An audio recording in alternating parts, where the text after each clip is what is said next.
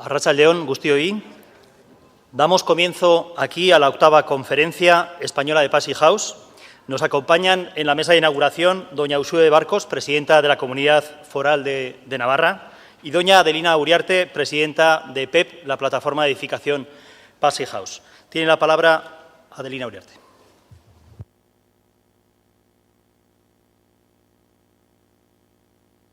Vale. Buenas tardes, arratsaldeon. Vamos a comenzar esta jornada técnica dándos las gracias a todos los que vais a asistir y, en primer lugar, a Uxue Barcos, como presidenta de la Comunidad Foral, al Gobierno de Navarra por el apoyo que nos ha prestado, a Nasubinsa y al Ayuntamiento de Pamplona. Y queremos agradecer profundamente la colaboración que hemos tenido a lo largo de todo el año para realizar no solo este evento, sino algunos más que hemos desarrollado en el entorno de la conferencia, porque entendemos desde la plataforma, y cada vez lo tenemos más claro, que la construcción no es algo que nos afecta solamente a los profesionales del sector, sino a toda la sociedad, a la administración pública o a las administraciones como entidades que tienen una función ejemplarizante y como motor de muchas cosas a la hora de legislar, a la hora de desarrollar normativas y de hacer que lo que hagamos, tanto en obra nueva como en rehabilitación, sea más eficiente o muy eficiente, como es lo que nosotros pretendemos. Y en el ámbito social, en el que hemos trabajado también con el Departamento de Educación del Gobierno navarro y hemos realizado unos talleres de alfabetización energética con profesores que a su vez han trasladado a los niños de los colegios públicos y que han desarrollado unos trabajos que podéis ver en la zona de expositores, muy chulos y que además tienen un punto colorista para nuestra exposición, ¿no? Hemos hecho también un concurso para los alumnos de cuarto de la Escuela de Arquitectura de aquí de Pamplona y también están allí expuestos.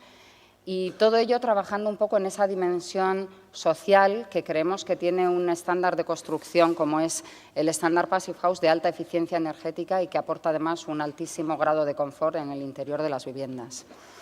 Y no me voy a entretener mucho, simplemente, como decía, daros las gracias al Gobierno de Navarra en todos sus entidades, ¿no?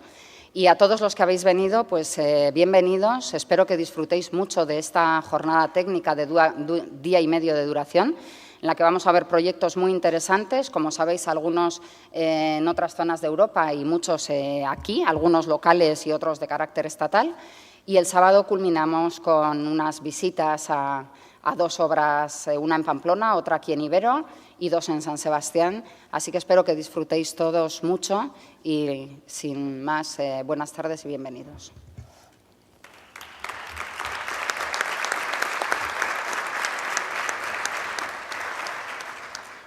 Toma la palabra doña Uxue Barcos. Pues muchas gracias y me corresponde efectivamente el honor de darles la bienvenida, empezando lógicamente, querida Adelina, presidenta de la Plataforma de Edificación Passivhaus y a todos los participantes en esta conferencia anual.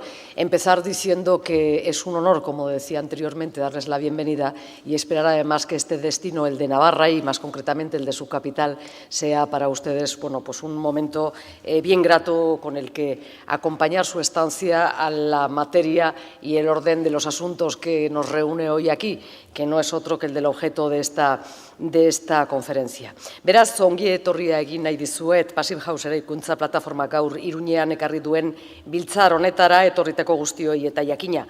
Nafarroako gobernuaren esker ona ere erakutsi nahi dut, Nafarroako hiriburua hautatzeagatik hirigintza eta gizarte berrikuntzarekin hain ertxiki lotua dagoen foro honen 8. biltzarrerako.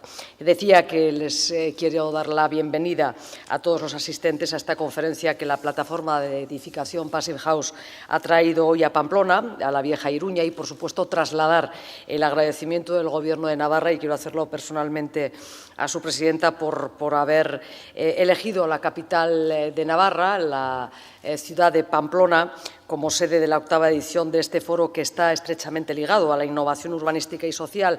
Desde luego, y he de decirlo, quiero subrayarlo, francamente no es baladí, ni muchísimo menos que sea precisamente en estos momentos Pamplona la ciudad anfitriona de este importante evento.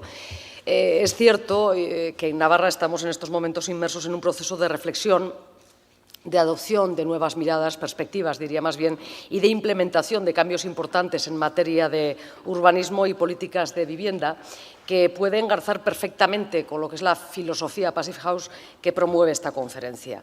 El Gobierno que presido apuesta en este sentido por una política de vivienda social y sostenible que invierta la tendencia perversa condicionada por el boom inmobiliario de los 90 y la cultura pues de aquello que se ha dado ya en llamar, es casi toda una figura en la literatura social de finales del siglo pasado, esa cultura del ladrillo, y que anteponga objetivos como la calidad de vida de las personas, la satisfacción del derecho a la vivienda de los sectores más desfavorecidos o la regeneración de espacios urbanos por encima de la velocidad, de la voracidad especulativa que ha venido caracterizando durante el último medio siglo a determinados intereses privados. Y el derecho de las personas a una edificación de calidad sostenible y de consumo energético casi nulo no es únicamente una exigencia legislativa europea, que lo es, y lo quiero recordar, entre otras cosas porque nos trae de cabeza a todos los que tenemos una mínima responsabilidad en la cosa administrativa, pero además porque para nosotros es también una exigencia y un reto social y diría que hasta ético. Hace apenas 15 días acaba de entrar a trámite en el Parlamento de Navarra una propuesta de ley, una proposición de ley de vivienda. Es una de las principales iniciativas legislativas de este Gobierno. Ha sido un año de trabajo muy intenso. Es cierto, además, que ha sido un año de trabajo que ha ocupado y ha llamado de una manera muy transversal al conjunto de diferentes departamentos del Gobierno, liderados lógicamente desde la vicepresidencia concernida y desde la sociedad creada al efecto desde Nasubinsa, pero como digo, junto con el Plan de Empleo y la Ley de Renta Garantizada, para este segundo curso político de legislatura es uno de los elementos fundamentales, uno de los ejes troncales, la Ley de Vivienda. Esta nueva ley, ahora abierta a las aportaciones de otros grupos políticos, pero también a la participación ciudadana y a los profesionales del ámbito del urbanismo, la arquitectura o la construcción que están implicados y, por lo tanto, una llamada también a cualquier aportación que en este trámite legislativo se pueda llevar a cabo también desde el entorno en el que ahora nos encontramos y creo que tiene mucho por aportar. Este Gobierno, es verdad, ha llegado a acuerdos, yo definiría como importantes, y además lo digo con orgullo, con el sector. Por ejemplo, recientemente, para reducir los precios de las VPO y rentas de alquiler, precios que habían venido subiendo de una manera, de alguna manera también llevados por una cierta inercia y que en una acción política sin precedentes en los últimos años, indudablemente absolutamente razonable, razonada, posible y hasta previsible, pero lo cierto es que se ha llevado a cabo un acuerdo con el sector, como digo, para reconducir todos estos precios y quiere seguir tendiendo en esa misma estrategia de trabajo la mano a todos aquellos profesionales comprometidos con un urbanismo y construcción sostenible como el caso que hoy nos ocupa y que aquí nos reúne y que entre hoy y mañana se van a dar cita aquí en el Palacio Baluarte en esta conferencia de Edificación Passivhaus. La filosofía de la ley que les señalaba se propone garantizar el derecho a la vivienda para todas las personas, pero sobre todo viene a materializar, bajo un articulado técnico extenso, esto no lo voy a negar, el giro social que este Gobierno ha querido imprimir a las políticas públicas de vivienda y urbanísticas. El alquiler protegido y la rehabilitación, hasta ahora poco menos que residuales, en un contexto que básicamente estimulaba la compra en propiedad, son dos herramientas que han pasado al primer plano en las prioridades de las políticas públicas para garantizar el derecho a la vivienda, especialmente para jóvenes, pero también, y la mirada es esencial y fundamental, lo conocen seguramente ustedes mejor que yo, para personas mayores y para familias con menores recursos. En los próximos 5 años, nuestro objetivo es ampliar en 1.600 viviendas el parque de alquiler protegido y, teniendo en cuenta el giro social que estamos promoviendo y el tipo de personas a los que queremos proteger, va a ser fundamental que Navarra se sume a los parámetros de edificación sostenible, de calidad y de bajo, tendiendo a casi nulo consumo energético en la nueva construcción. Passivhaus plataformak azken finean eta horrexegatik pozten nintzen eta eskertzen nuen nire mintzaldiaren hasieran Iruña aukeratu izana biltzarraren egoitzatarako aukera ematen digu gure etxebizitza politikak gizarte ekintzera bideratzeko. Jende guztiaren bizitza kalitaterako eta eraikuntza kalitaterako eskubidera begira egindako politikak abiarazteko, zorrotzagoak izanik eraikuntza publikoan eskatu beharreko kalitateari dagokionez. señalaba que la plataforma Passivhaus, en definitiva, y por eso celebraba y agradecía al principio de mi intervención la elección de Pamplona como sede de su conferencia, nos permite incrementar la acción social en nuestras políticas de vivienda, políticas enfocadas al derecho de las personas, al derecho a la calidad de la vida y constructiva, siendo más rigurosos en la exigencia de calidad en la edificación pública, y políticas enfocadas también a batallar contra la pobreza energética que, de una manera soterrada, está castigando en estos momentos a miles de familias que se encuentran ante el drama inmediato y palpable de no poder pagar la calefacción o el recibo de la luz. Un 70% de las personas que residen en viviendas de alquiler gestionadas por el Gobierno de Navarra a través de Nasubinsa cobra algún tipo de subvención y de estos la mitad tienen ingresos anuales inferiores al IPREM. Estamos hablando de 7.455 euros al año. Estamos hablando, y esto es lo que creo que a todos nos reúne, nos ocupa y seguramente nos encuentra, estamos hablando de familias con limitados recursos económicos que van a tener dificultades reales, severas, para destinar parte de estos ingresos a pagar la renta o a pagar la calefacción de su vivienda. En política de vivienda y particularmente en la promoción de la edificación sostenible tenemos que ser ambiciosos, yo me atrevería a decir que hasta osados, para apostar por otra forma de mirar el urbanismo y la construcción. La prioridad social en la política de vivienda, las necesidades de los sectores menos favorecidos o la apuesta decidida por la construcción de edificación de consumo casi nulo nos exigen otra perspectiva, perspectivas innovadoras a las que Navarra, no les quepa la menor duda a todos los asistentes, les ofrece hoy su bienvenida, y he de decir su bienvenida más calurosa. Voy terminando ya. Desde el Gobierno de Navarra no vamos a ocultar en este foro que la edificación Passivhaus implica también un compromiso de las administraciones públicas con la sostenibilidad en la emisión de gases contaminantes y el cumplimiento de la Directiva 2010/31 de la Unión Europea, que exige un consumo energético casi nulo en los edificios públicos para 2018 y en todos los edificios para el año 2020. Beraz, geurea egiten dugu aldaketa klimatikoaren kontrako borroka eta haratago joateko gure prestasuna ere agertzen dugu, hirigintza eta eraikuntzaren aldaketan hain berriak diren kontzeptuok zuek ona dakarri zuen Passivhaus hau esaterako gure etxebizitza politika publikoei ematen ari gatzaizkien norabide sozialerako tresna bihur daitezen. Incidía en que asumimos, por tanto, este reto, la lucha contra el cambio climático, y mostramos nuestra disposición a ir más allá y hacer que conceptos novedosos en el cambio del urbanismo y de la edificación, como el Passivhaus que nos traen ustedes aquí, se convierta en herramienta clave para el giro social que estamos imprimiendo a nuestras políticas públicas de reforzamiento del estado del bienestar, e indudablemente uno de los ejes centrales son nuestras políticas públicas de vivienda. Por todo ello, les invitamos a que caminen con nosotros y les pedimos el permiso de poder caminar con ustedes. Seguramente nos vamos a encontrar en este reto y darles, por supuesto, las gracias. Muchas gracias. Mila esker.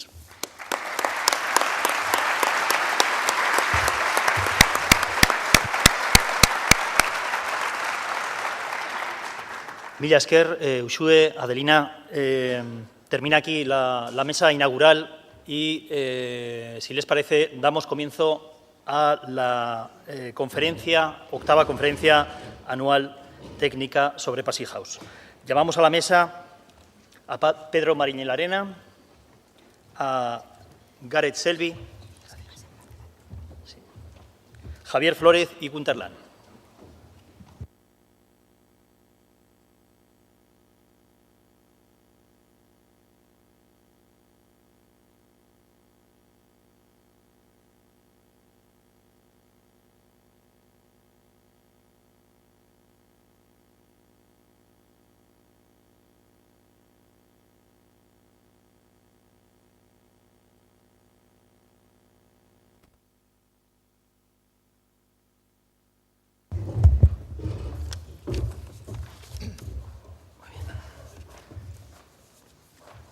Comienza esta jornada con la presentación de Pedro Mariñelarena. Pedro es vocal de la Junta de PEP, es arquitecto, Passivhaus designer, arquitecto urbanista, socio de PM Arquitectos y miembro muy activo de la plataforma. Pedro, cuando quieras.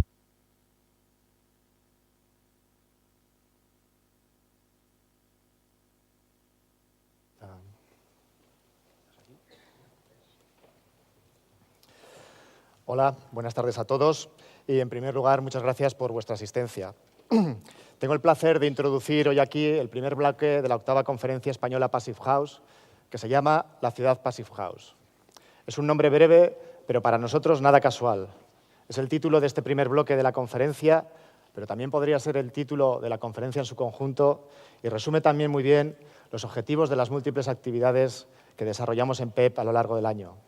Es un nombre que realmente nos gusta mucho porque refleja lo que de alguna manera llevamos mucho tiempo percibiendo.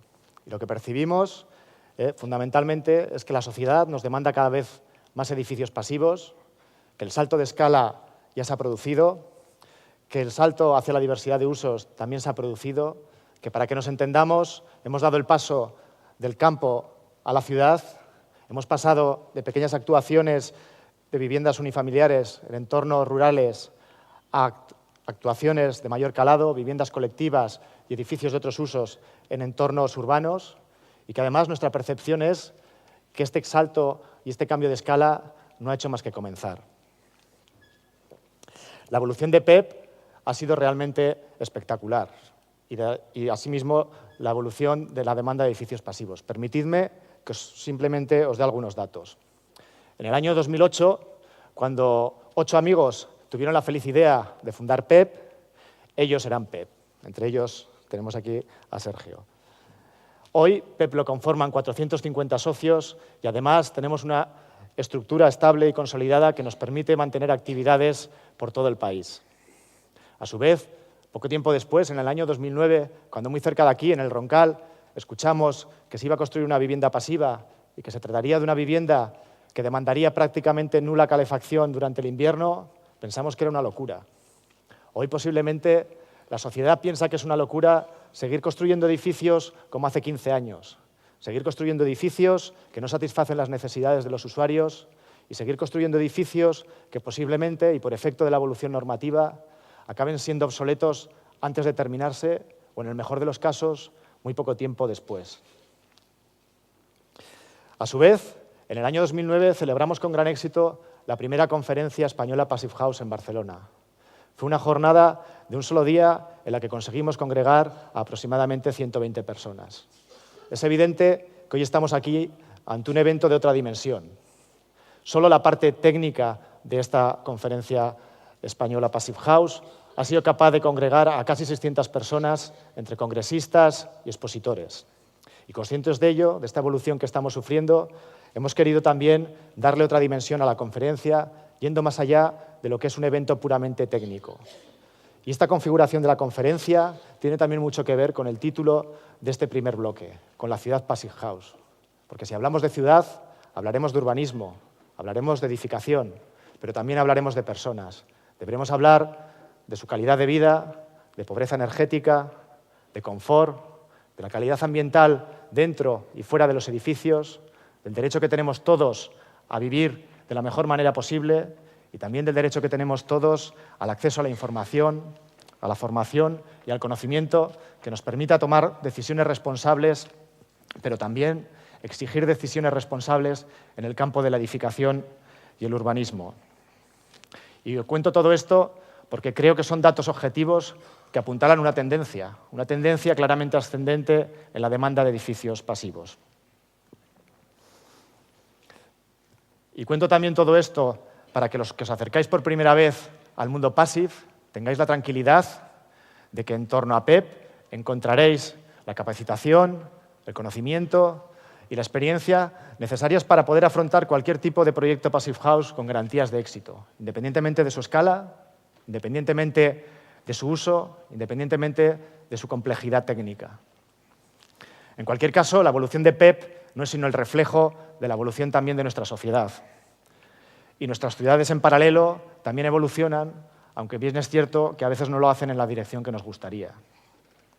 Tenemos serios problemas de contaminación, altos niveles de polución que nos generan bajos niveles de calidad ambiental y al mismo tiempo seguimos manteniendo porcentajes de pobreza energética claramente insostenibles. Son estos dos de los grandes retos que deberemos afrontar, pero que sobre todo deberemos resolver en los próximos años. Y en esto el estándar Passive House y las viviendas pasivas creemos sinceramente que tienen mucho que aportar.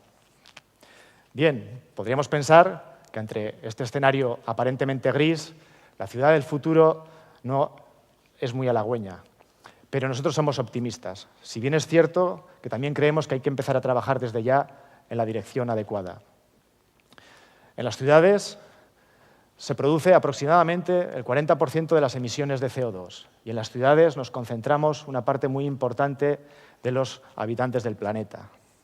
Es evidente, por lo tanto, que en la ciudad está gran parte del problema, pero no es menos cierto que en la ciudad también está gran parte de la solución. Y además, hoy más que nunca, la sociedad es plenamente consciente de ello. En paralelo, las directivas europeas apuntan y apuntan bien, en la dirección correcta, que no es otra que en la búsqueda del edificio del consumo casi nulo, del que el estándar Passive House es el mayor referente a nivel mundial.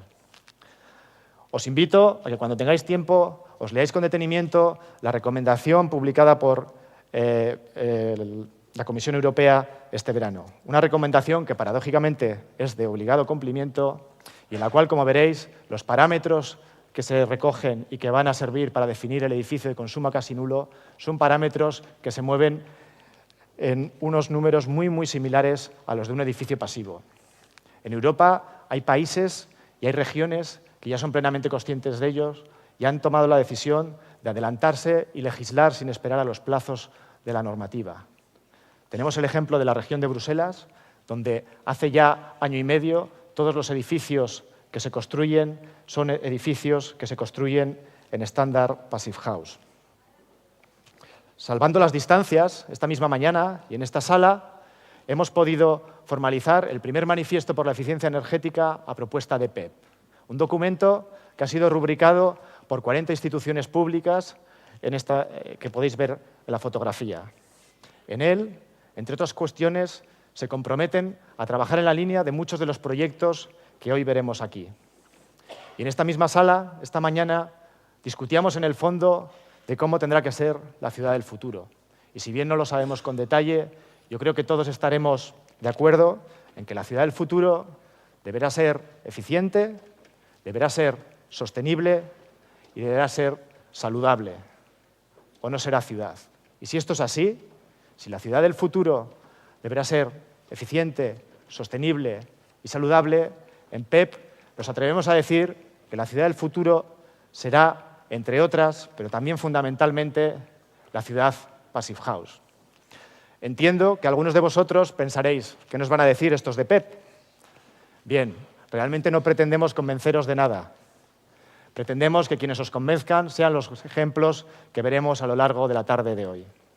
Para nosotros son grandes ejemplos, grandes fragmentos de la ciudad del futuro, de la ciudad Passive House, traídos a nuestros días. Son la constatación palpable de que pensar en construir la ciudad bajo estándar Passive House está al alcance de nuestras manos, de que es viable técnica y económicamente, pero sobre todo de que es más necesario que nunca social y medioambientalmente. Y por si no os bastara con los ejemplos que veremos a lo largo de esta tarde, durante el día de mañana y las visitas del sábado seguiremos viendo multitud de ejemplos muy diversos de proyectos resueltos en estándar Passive House. Son la respuesta de un estándar que exige prestaciones, pero que no impone soluciones, que nos permite, por lo tanto, mantener la máxima libertad para el diseño y la planificación de nuestros edificios y ciudades. Veremos edificios residenciales, de vivienda unifamiliar y colectiva, de vivienda libre y VPO, edificios terciarios, dotacionales, de servicios. Veremos colegios, guarderías, universidades, residencias. Veremos hoteles y casas rurales, edificios de nueva planta o edificios rehabilitados, construcciones en el norte y en el sur, soluciones constructivas tradicionales o soluciones constructivas innovadoras. Veremos edificios de madera, de acero o de hormigón.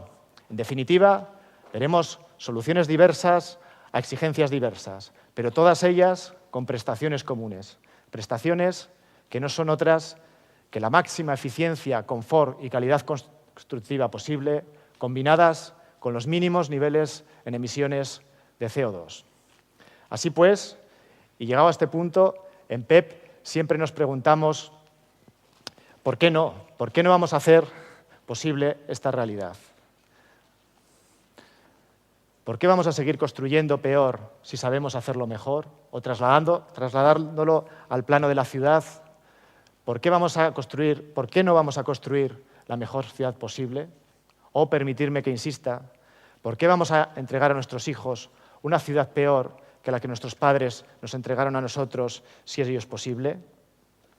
Bien, a nosotros solo nos queda deciros o invitaros a participar, como decía la presidenta, en la construcción de la ciudad del futuro. Invitaros a participar junto con nosotros en la construcción de la ciudad Passive House. Y no me extiendo más, prefiero que veáis múltiples ejemplos de lo que ahora intento explicaros. Simplemente volver a daros la bienvenida. Esperamos que disfrutéis intensamente de esta conferencia. Contad con nosotros para lo que queráis y esperamos también volver a veros muy pronto en el camino hacia una ciudad más amable, en el camino hacia una ciudad que, como plantea el eslogan de nuestra conferencia, donde sea posible vivir mejor con menos energía. Creemos sinceramente que el reto merece la pena. Muchas gracias.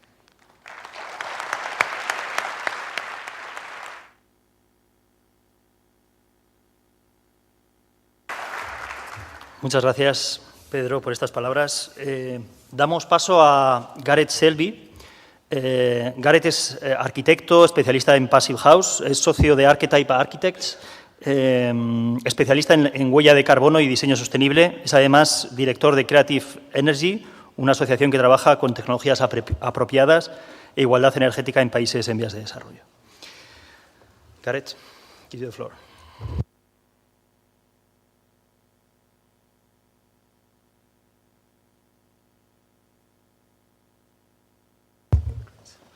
Hi, thank you. I've got quite a few slides here, so I'm going to go reasonably rapidly, but I'll do my best to talk clearly to help with translation. So we're going to talk about the University of East Anglia, about the Passive House design, life cycle carbon, and a thing called soft landings, which I'm not sure whether you will be aware of. Just to give a bit of background on Archetype, Archetype started in about 1982. We started off with self-build, and sustainability has very much been the core of Archetype for the kind of 30-year history. UEA was probably a landmark. UEA, is the University of East Anglia, was a landmark building for us. So I'm just going to start off by showing you some photos of the completed building. And then we're going to look at some of the analysis that led to this point. So it's a two-story building with an E-shaped plan. In the purple, you've got academic teaching, so it's basically a university building. The central purple zone is a very large lecture theatre, pretty much like this one. And then in the yellow, you've got business hatchery and business uses. And then the orange bit across the centre is an exhibition space. On the top floor, you see pretty much the same layout, except there's no lecture theatre at that point. I'm just going to take you through a few of the photos. So it's set in quite a nice. The University of East Anglia is a very green campus university. And what's notable, I guess, for most people about this building, more than it being Passive House, is actually that it's built from thatch, which is quite unusual, which is straw, basically, and reed, which is quite unusual in the UK, and I think in many countries. So we've got thatch. This is the west facade, so we've got strip windows. Low-level overheating is a real issue in the UK on the west facade, so we've kept the windows to strips with the thatch forming a shading device. This is the north entrance to the building. This is the south, showing the big south brise-soleil, and we'll look at the sizing of that brise-soleil later on. And then this is into the entrance courtyard. In white, you can see the main lecture theatre, which is sunk into the ground. And then here we're on the west facade again, the south facade, just a detail of the overhang. And I think probably the thing you'll notice the most about this is there's a lot of timber in this building. And again, I'll talk a bit more about that. These are just some of the internal shots. So on the floor there, you've got a ground concrete slab. So that's just the actual concrete structural slab that's been ground down to form the floor finish. We've got nettle fabrics on the meeting room pods. And then this is in the main lecture theatre, which has these huge beams which are locally sourced. And then the whole thing is dropped below the ground. The concrete in the slab and forming the walls here is 70% GGBS, which is granulated ground blast slag, replacing the cement, which the contractor didn't think was possible. Got reed board on meeting room walls. Another view of the same. And then just through to the meeting rooms. And then this is the business hatchery space that we talked about, which is this kind of open plan business hatchery with a thing called Sonus spray on the ceiling, which is a cellulose sound absorber. And it's Passivhaus certified, and the building is also BREEAM outstanding.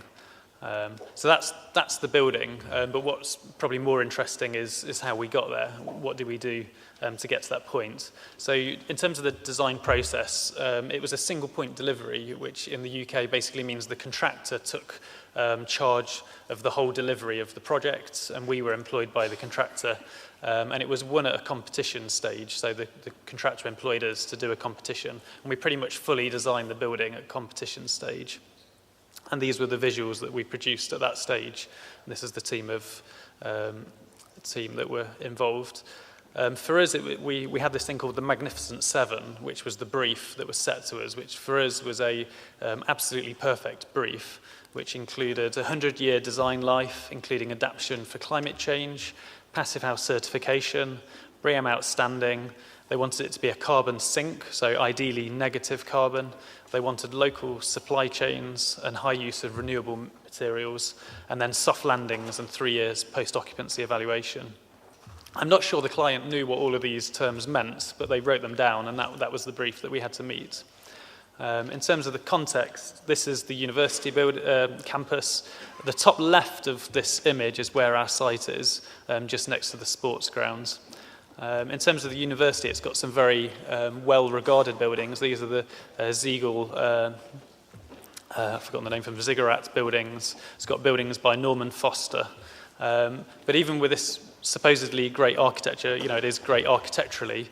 This is the heat map of the campus, which shows that basically the Ziggurat is designed to be like a heat exchanger and it sort of perfectly emits heat all year round. Even the Foster's building, built in the 80s, is like a heat exchanger. But you can see they have actually got some positive buildings there on the right-hand side of the screen, which don't emit a huge amount of heat, which include this building, which is the Elizabeth Fry building, which at the time in 2006 in the UK, this was considered the best building ever in terms of energy terms.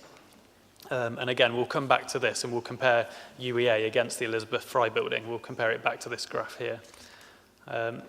So we had the competition, and these are the images that then we produced for the competition. So the site is between the sports park and Earlham Hall, which is the building just to the left of the yellow zone. We ended up facing it south. So the E shape was to get as many parts of the building facing south and north as possible to avoid the kind of difficult east-west orientation.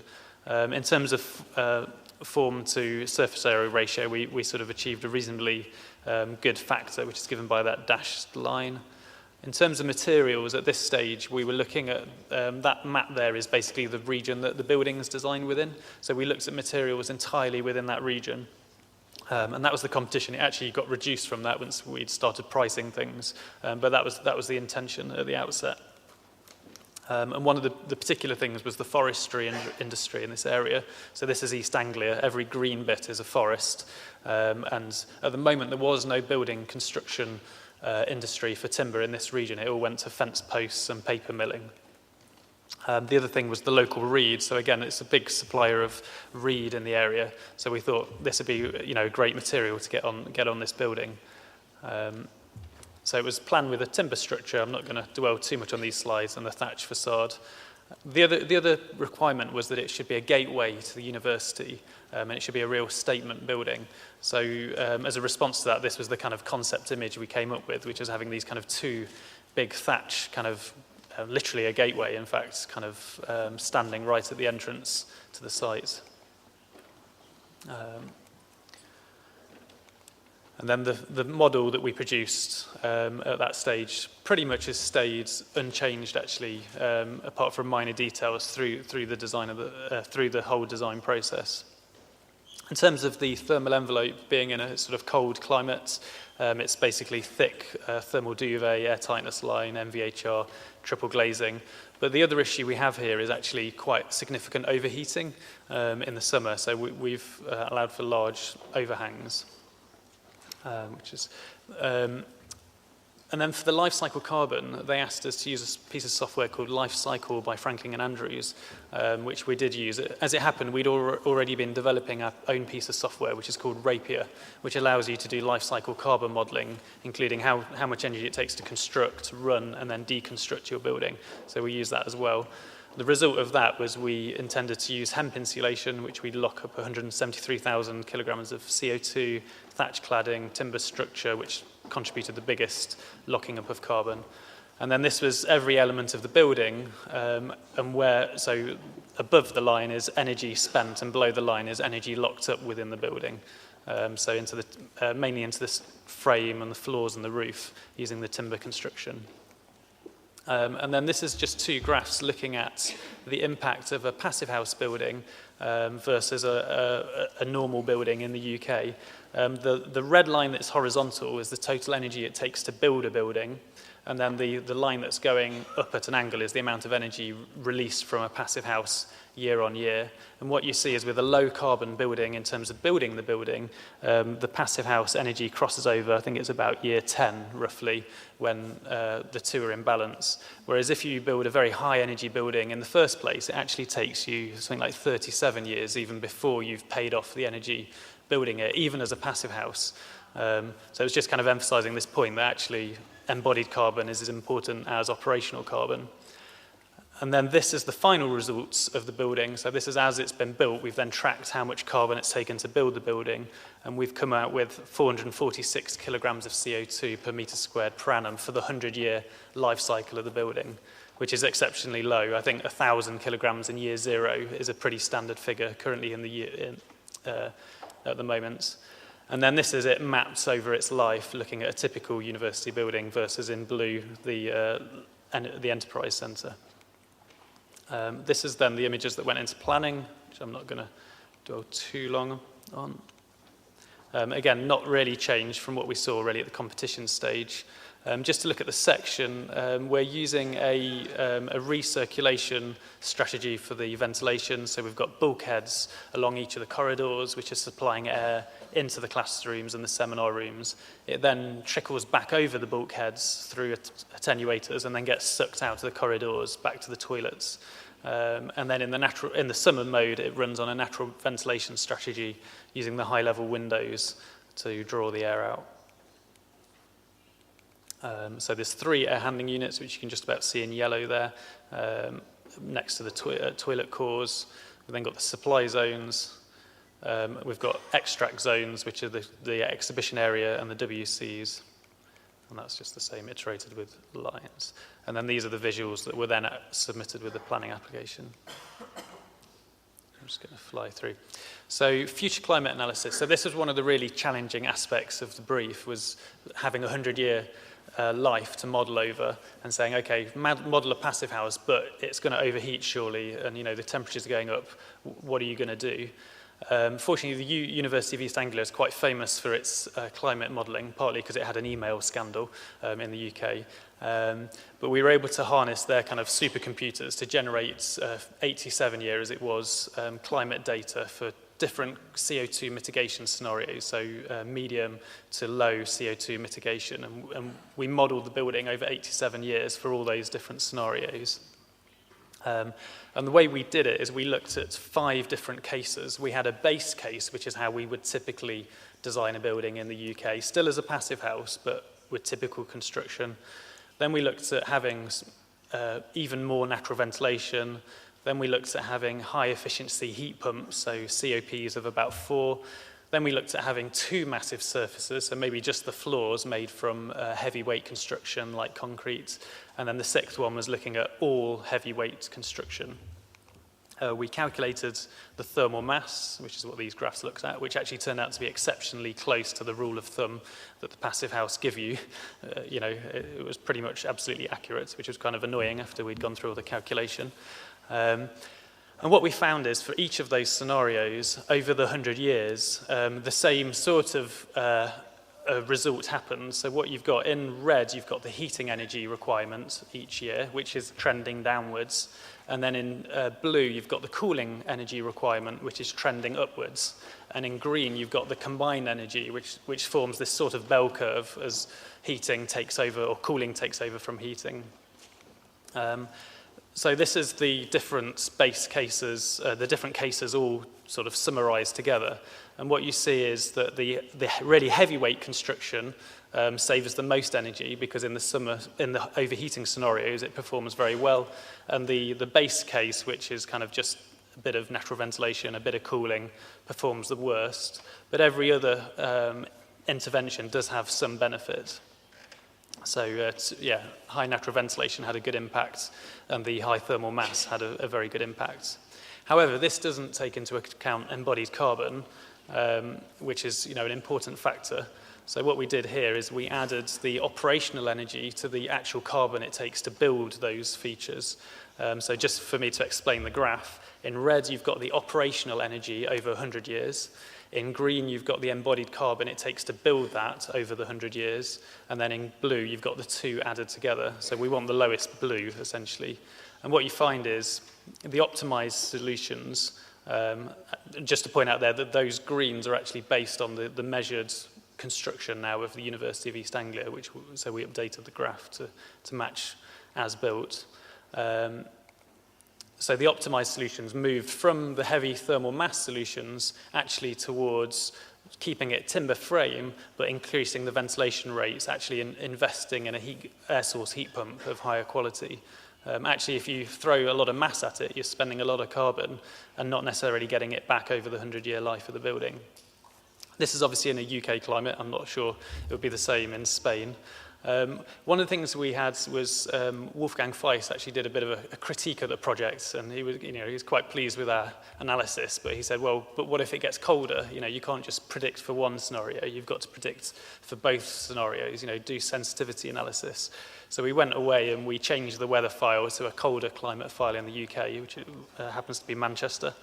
And what we observed was basically the same sort of results. So the overall trend was the same, although the actual total energy consumption was slightly higher.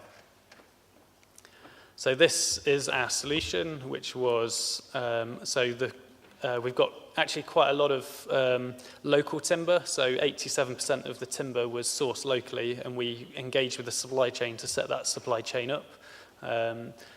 Local timber locking up carbon. Then where we did need concrete, because we had sinkholes on the project, we did that in concrete, but we replaced the cement with 70% GGBS. We have stacked ventilation to really maximize that natural ventilation. And then we have louvers in front of the windows, so you can open the windows and still have a secure louver, which means you can have them open all night, and you can also get massive ventilation, easily 2 air changes per hour natural ventilation. In the UK, we have to have restrictors if you don't have those louvers, and it means the window can be only open to 100 millimeters. And then large reversible windows. This is some of the stuff that we discovered on site. So the sinkholes were a thing that actually came about when we started excavating, and bits of the ground started dropping away. And what we did here is we modeled the amount of carbon that was in the floor structure and the amount of carbon that was involved in replacing the floor finishes. And what you've got here is in the light green, you've got the floor finishes, and in the dark green, you've got the actual structure, the concrete structure. And the interesting thing was that we found that the floor finishes emitted more carbon over their life, way more than the concrete slab. So we actually refocused our attention and said, let's not focus on the concrete slab, let's focus on getting rid of these carpets. And so the solution we ended up with was insulation underneath the slab, and then a low mass slab, and then that surface we basically ground down as the final finish, and we did some test grinding on bits of concrete to get the right tone, and then that ended up as the final finish, which is what we saw in those earlier images. Soft landings. I'm not sure if soft landings is prevalent here or not, or whether it is a term that's known. But in the UK, soft landings is about it's about having a better handover of the building. So it's similar reason to passive house, which is about buildings not performing as they're meant to perform, and that not being acceptable. So BISRIA, which is a research institution, came up with this term soft landings, which is about how you do the briefing and the design briefing all the way through the project, and then also you have to come back for 3 years at the end of the project and prove the energy performance of the building. So that's what this Gantt chart is showing, which is basically showing, I don't know if this mouse works. No, you can't see it. Up to about 2014, we have these pit stops where we met with the client every month or so, and all the stakeholders got them to talk about what energy performance they wanted, what type of controls they want, even mock them up so they could use them. Then we have the construction phase. We're currently in our first year of post-occupancy, where we're going back, we're refining the building management system, we're monitoring the energy use of the building.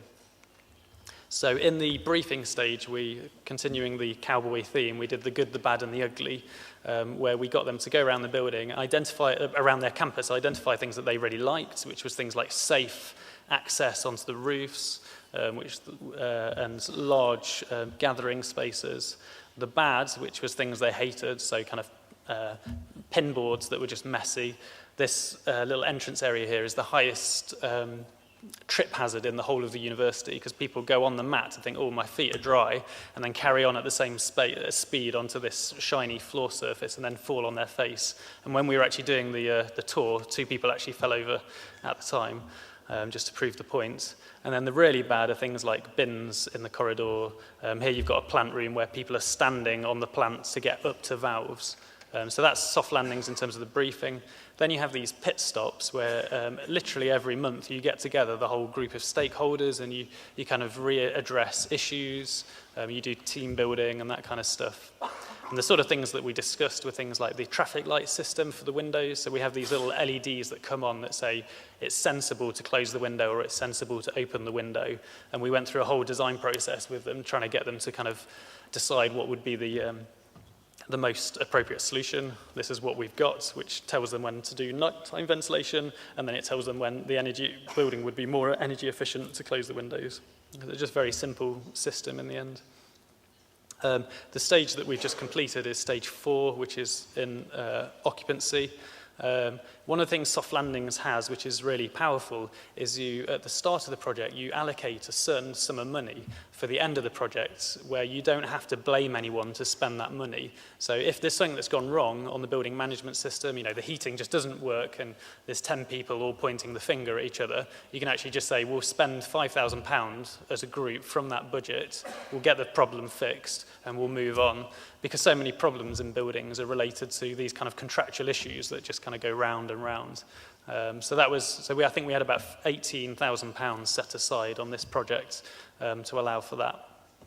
The image there that you've got is our building management system, so I can log into that at any point and see the CO2 levels in the building, in any room. I can see the temperature levels, I can see the humidity. And we've got a great front of house person, a receptionist, who also can log in, and she can phone us and say, oh, we're getting high temperatures in the lecture theatre, and we can log on and see what she's talking about and try and advise her on how to fix that. One of the problems we had was that when we handed over the building, the guy that had been writing the building management system left literally the month before we finished, and kind of just left this half-complete building management system, which sounds like a bit of bad luck, but it actually happens more often than we probably like to admit in the building industry. So we had this chap here who had to try and fix it. This is one of the kind of errors that we discovered, which was in the lecture theatre on a Thursday night, the CO2 level was going up to 7,000 parts per million, which was basically they were turning the air handling units off at 5, and then on a Thursday they had a late night lecture. So it's a real simple issue, but unless you were monitoring that and checking that, you wouldn't know that needed fixing. And then this was to do with, again, in this main lecture theatre, it was getting very cold in the building. And we actually had to measure this ourselves, because it turned out the BMS system was just giving us the wrong reading. There'd been a lightning strike, and it had frozen all the readings. So the heating just wasn't coming on when it was actually required in the dead of winter. let's skip past this one. And then lighting was a real issue, it involved getting 3 people around the table to agree the solution, which I couldn't see how that would ever have been solved without this budget. I'm going to flick past a few of these and just get on to some of the final energy data.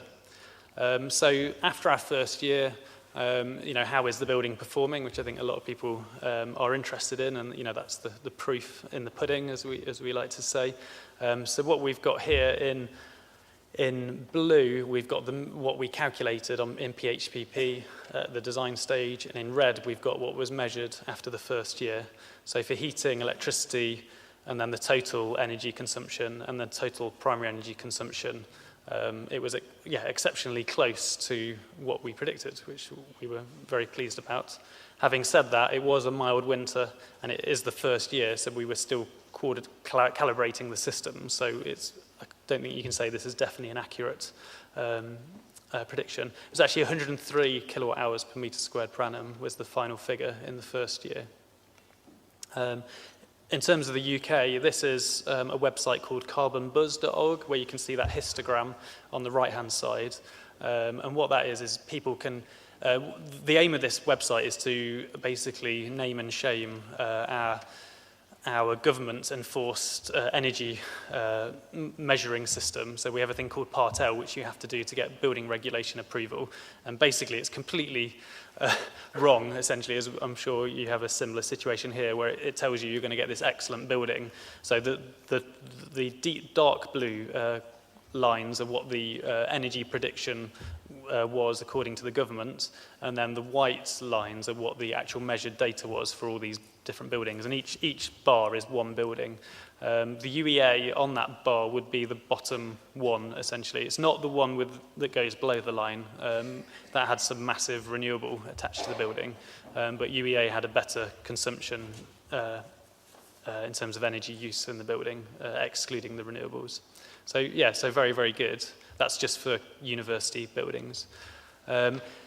Compared to buildings on the campus, you've got the Zyka building, which is one of their best performing buildings currently. So you've got electricity and then heat generation in the turquoise and the dark blue. Again, the Enterprise Centre sort of consistently using less than half the energy of that building. The Elizabeth Fry building, which is the second column along there, so in 2006 that was regarded within the UK as the most energy efficient building in the country, and was very highly credited. Again, the Enterprise Centre is easily half of that. We're now into stage 5, which is this process where we've got a 2-year period where we finished sort of fixing the building in the first year. We now take our hands off the building. We let the users really settle in and not have too much kind of interruption from us poking with things all the time. And then we do 2 building user surveys through one at the end of the first year, one at the end of the second year. And we analyze that and we have a third party come in to objectively do that. And we're going to keep taking the meter readings through that period. The other thing we're doing is we've set up a system on the BMS where it automatically emails us for any out-of-range situations. So if the CO2 goes less than 400 or more than 1,500 parts per million, I get an email to my email. If the temperature goes less than 18 or more than 27, again, I get an email.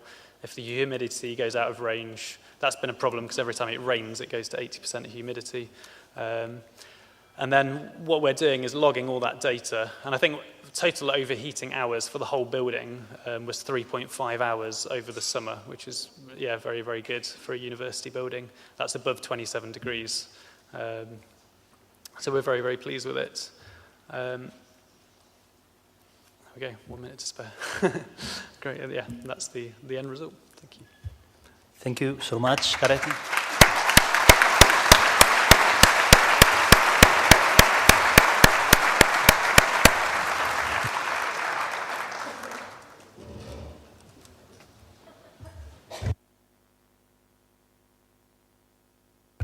El siguiente ponente es Javier Flórez, es arquitecto técnico, Passive House Designer, actualmente técnico del Passive House Institute en Darmstadt.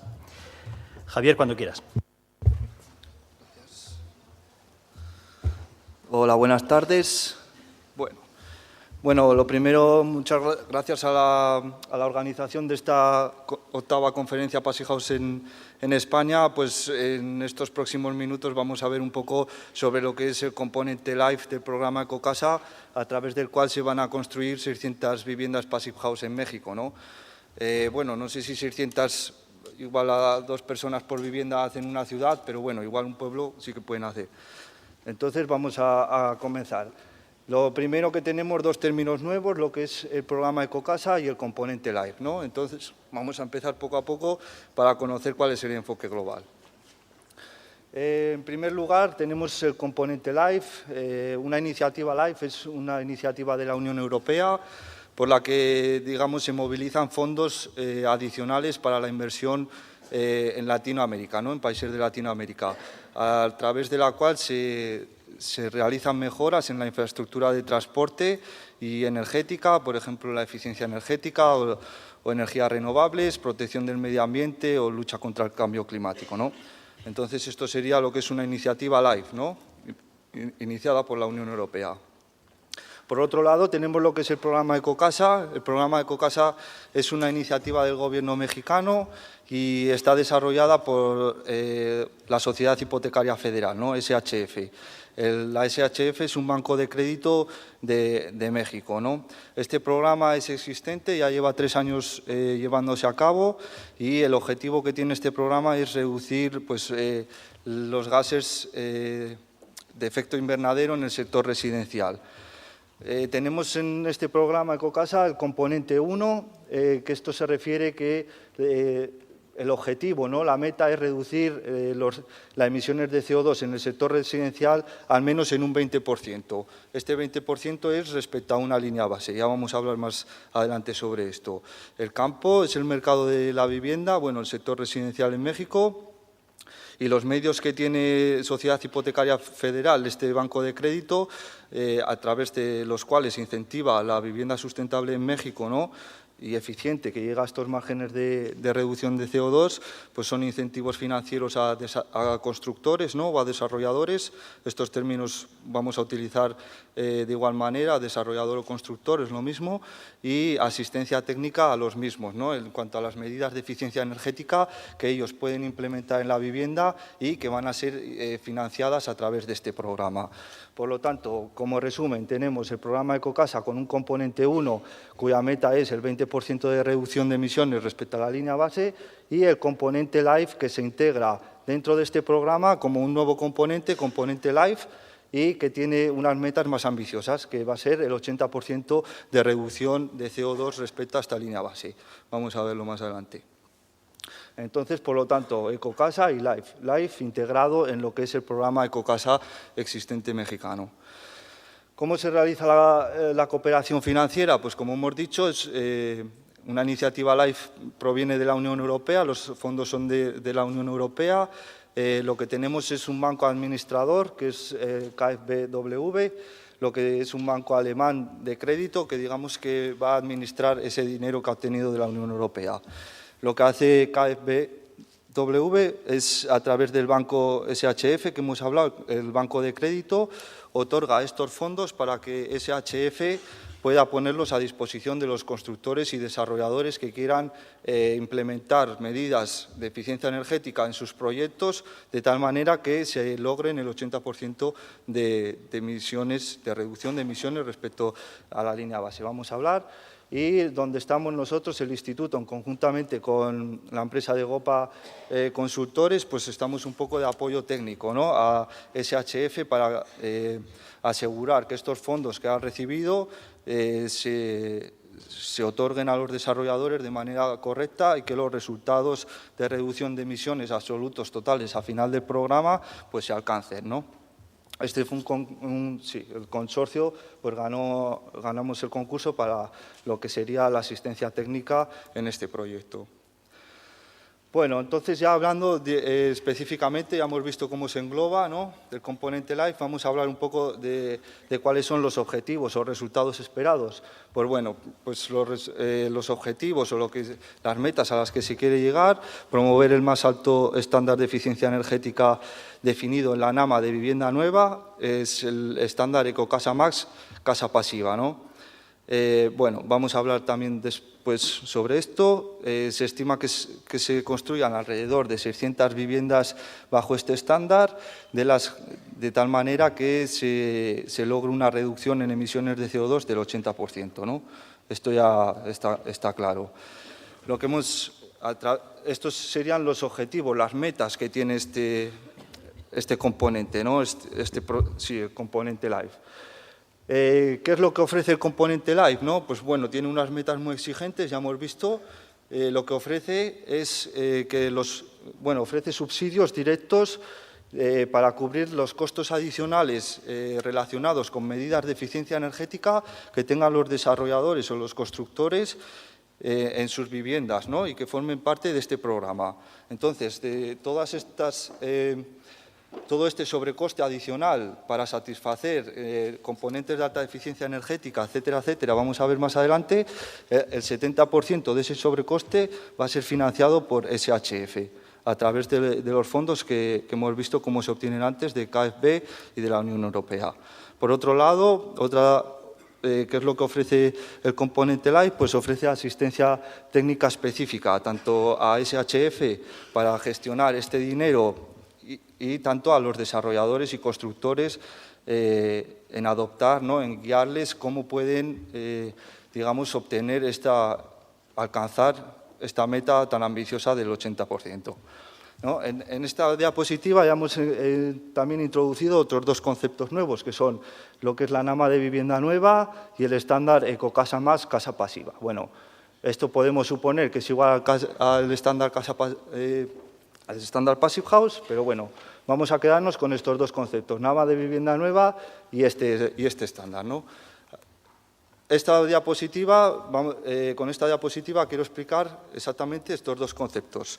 Lo que es ese estándar que acabamos de mencionar, que no se nombra exactamente como estándar Passive House, y lo que es la NAMA de vivienda nueva. Bueno, pues la NAMA de vivienda nueva fue un estudio que hizo el Instituto también en el 2012.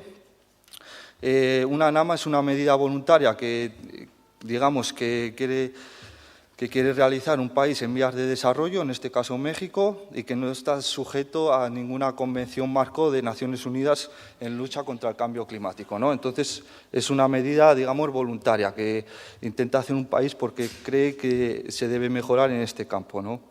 Entonces, ¿qué es lo que ofrece? ¿Cómo se pueden otorgar o cuáles son las ventajas que ofrecen estas NAMAs? Pues a los países en vías de desarrollo se pueden ofrecer como medidas de financiación, ¿no? Para hacer este esfuerzo en reducción del cambio climático, pues por ejemplo, medidas de financiación o como transferencia de tecnologías o desarrollo de capacidades, ¿no? Son un poco los campos en el que estas acciones se tienen lugar, ¿no? Entonces, bueno, en este estudio, en el 2012, lo que se hizo fue, a través de una línea base también que se definió con las instituciones mexicanas, con unos componentes también muy definidos, digamos que es una línea base exactamente como quería representar, cómo se construía en ese momento en México, ¿no? Por no decir, sin ninguna medida de eficiencia energética, etcétera, y cómo se podría, digamos, mejorar, ¿no? Incrementar este desempeño energético de la vivienda de tal manera que las emisiones de CO2 se redujeran, ¿no? Entonces, bueno, el Instituto hizo este análisis en el que comparó esta línea base, este mismo modelo geométrico, se le analizaron con diferentes medidas de eficiencia energética, componentes, etcétera, hasta, digamos, lograr alcanzar los criterios del estándar energético Passive House, ¿no? Esto me refiero a los valores para demanda de calefacción o demanda de refrigeración, energía primaria o estanqueidad al aire. Bueno, esto es otro tema, pero solo por nombrarlos. Entonces, bueno, se definió este camino y también se definieron dos estándares intermedios, ¿no? Que no son tan ambiciosos. Lo que hemos visto antes, exactamente, el componente 1, que logra el 20% de reducciones, se refiere a este estándar, Ecocasa 1, ¿no? Ahora, con el componente LIFE estamos dando un salto hasta planificar y construir casas pasivas, ¿no?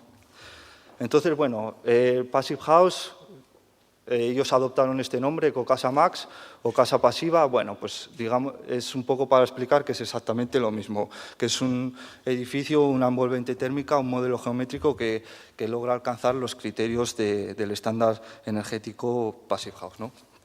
Entonces, bueno, solo por comentar, en este estudio se analizaron 3 tipologías de vivienda: aislada, adosada y vertical.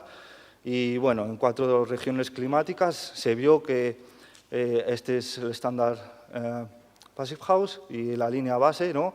Se vio que la aplicación de todas estas medidas pues, lograba la máxima reducción de emisiones de CO2 respecto a una línea base, ¿no? Esta es la línea base y esto sería Passive House, ¿no? Se ve que en los climas de Guadalajara y Puebla, digamos que son más moderados, más templados, el potencial de reducción es menor. Sin embargo, en Cancún, un clima muy cálido y húmedo, y en Hermosillo, cálido seco, podemos decir, pues la reducción, el potencial de reducción es mayor, ¿no? Entonces, bueno, con esto también se probó que la línea base y Passive House, estos estándares intermedios, lo que vemos en rojo, aunque sea puntillado, también es lo que es el consumo energético de la vivienda. Bueno, lo que es el costo, ¿no?, por metro cuadrado. En rojo vemos lo que serían las facturas energéticas. Y, bueno, pues en verde vemos la inversión adicional que hay que hacer, ¿no? Cuando hacemos una inversión adicional pequeña, pues la demanda, digamos, los consumos energéticos bajan, un poco más de inversión, la demanda baja, y cuando hacemos una gran inversión para obtener, llegar a estos valores de los criterios Passive House, bueno, pues todavía la demanda baja más, ¿no? Se ve también que sigue siendo una rentabilidad, ¿no? Que Passive House, a pesar de hacer una inversión adicional más fuerte al comienzo, los ahorros que produce está en este óptimo, está por debajo de Ecocasa 2, ¿no? Entonces, esto solo para demostrar por qué se selecciona este estándar para lo que es el componente Life, ¿no? Entonces, bueno, los criterios de elegibilidad. Esa diapositiva era solo para explicar lo que es la línea base y un poco por qué dicen las instituciones mexicanas o SHF que debe cumplir con este estándar, ¿no? Porque ha habido estudios detrás que ya han mostrado la rentabilidad de alcanzar este estándar Passive House, ¿no? Entonces, los criterios de elegibilidad, ¿qué es? Pues, bueno, son los criterios que deben cumplir las viviendas que van a pasar a formar parte de este componente Life, ¿no?, que se van a beneficiar de recibir esas ayudas. Pues, bueno, los criterios que deben cumplir es, como hemos dicho, reducir respecto a la línea base de referencia las emisiones de CO2 equivalentes, correspondientes a lo que es el consumo energético de la vivienda en cuanto a demandas de electricidad y gas, en un 80%, ¿no? Bueno, hay unas consideraciones generales o adicionales que se hacen a este cálculo, que son la aplicación de factores de corrección dependientes de la ubicación de los proyectos. Esto es un poco para significar el grado de penetración que hay de sistemas de refrigeración y calefacción en cada vivienda, ¿no? No todo el mundo en Cancún puede instalar un aparato de aire acondicionado, o en Monterrey o en otros sitios, ¿no? Entonces, estos factores son mayores cuanto, digamos, mayor es la severidad climática, mayor, digamos, es el porcentaje de gente en esos lugares que puede o que quiere instalar un aparato de refrigeración o calefacción activa en su vivienda.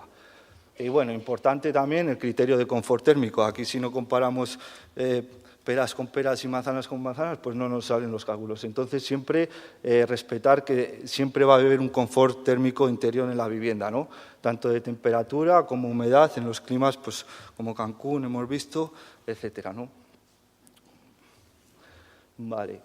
Una vez que se conocen estos criterios, nosotros ¿cómo trabajamos en el instituto? Bueno, pues lo primero que hacemos es decir o pensar, bueno, es factible. Hemos visto que hay estudios en el 2012 que así lo demuestran, ¿no? Pero es posible que con la aplicación del estándar Passive House se logre esta reducción del 80%. Pues, bueno, entonces nos lo preguntamos y empezamos un poco a hacer los cálculos, ¿no? Cogemos o utilizamos la línea base que hemos estudiado de la NAMA de vivienda nueva con pocas o escasas medidas de eficiencia energética, como así se ha acordado con las instituciones mexicanas, y se analiza el desempeño integral, ¿no? Se integran las medidas de eficiencia energética necesarias por cada clima, digamos, para conocer cuál es esa diferencia energética, ¿no?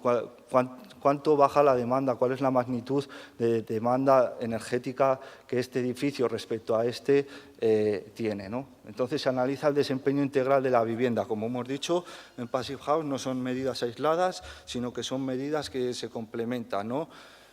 Entonces aquí son medidas complementarias. Y bueno, se apoya así el desarrollo de nuevas soluciones.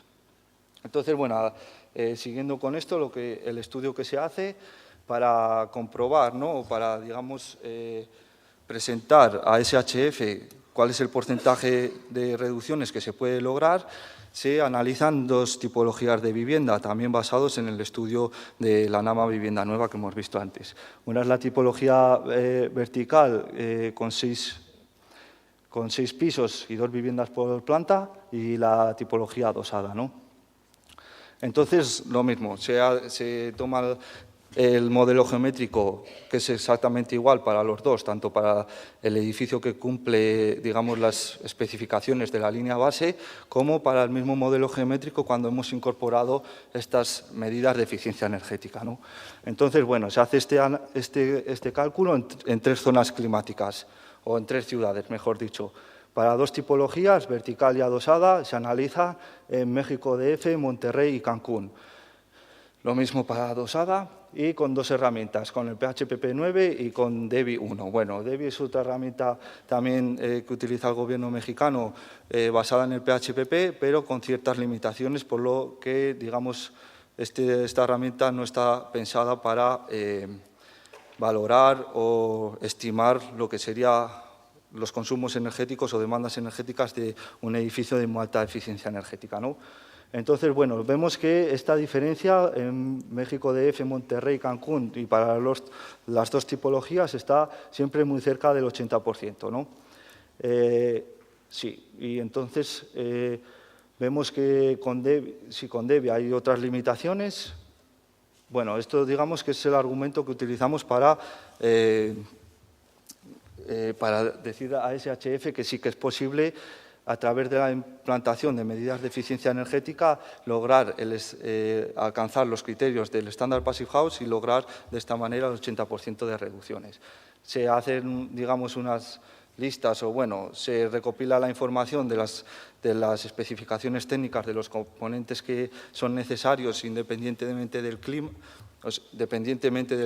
Esto no son recetas, sino son una solución que se ha adoptado de componentes de muy alta eficiencia energética, y lo que se obtiene también es un sobrecoste por metro cuadrado de superficie de referencia energética respecto a la línea base, ¿no?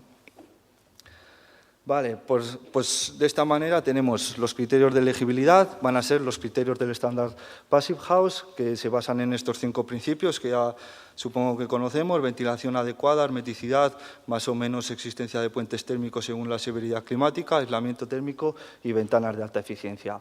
Aquí tenemos el esquema. Importante en climas cálidos disminuir lo máximo posible las ganancias internas de calor, también las ganancias solares, etcétera, ¿no?